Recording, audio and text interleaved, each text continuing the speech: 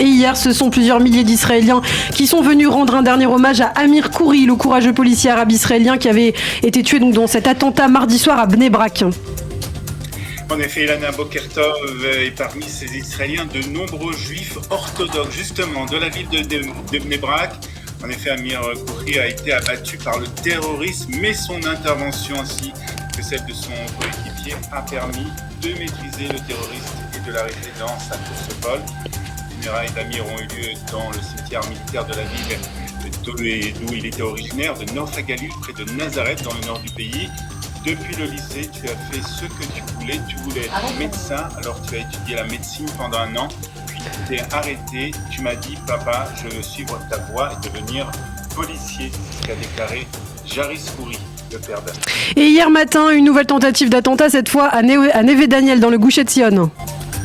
Oui, à quelques kilomètres de Jérusalem, entre Jérusalem et Hebron, tout à fait. Un Israélien d'une 30aine d'années a été sérieusement blessé dans cette attaque à l'arme blanche.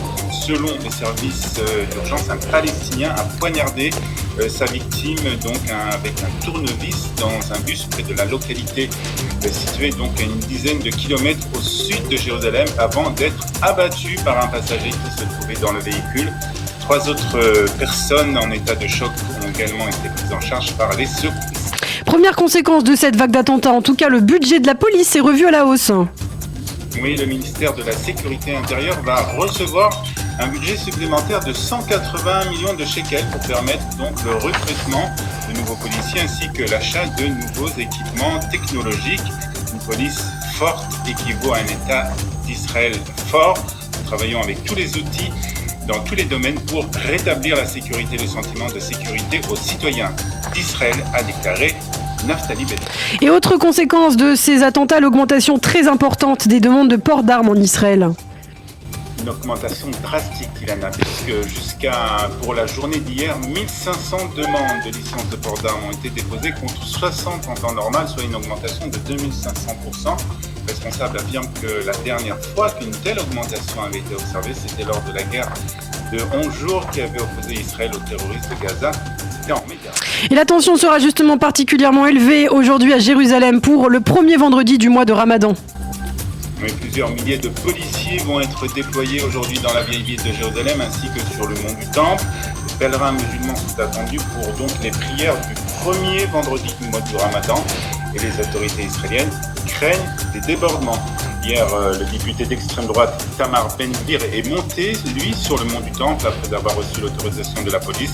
La visite du député s'est déroulée sans incident majeur. Et puis enfin, un mot de la Covid-19 à présent. Toutes les restrictions pourraient être annulées dans quelques semaines. Le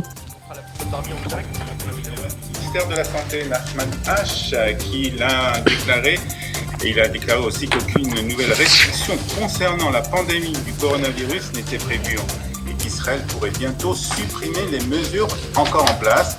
Il était interrogé par la télévision, par le site d'information Ynet, pour savoir si les autorités envisageaient de mettre fin au masque ou aux exigences de quarantaine. Le directeur du ministère de la Santé a précisé qu'Israël allait dans cette direction, même s'il n'en était pas encore là. Nous devrons maintenir l'espace fermé pour le moment et nous pourrions envisager de lever cette obligation dans un avenir proche, mais nous sommes toujours à plus de 10 000 nouveaux cas quotidiens, a-t-il expliqué. Les chiffres sont encore élevés. Le plus important maintenant, c'est de s'assurer que les cas graves n'augmentent pas, a précisé le responsable de la santé.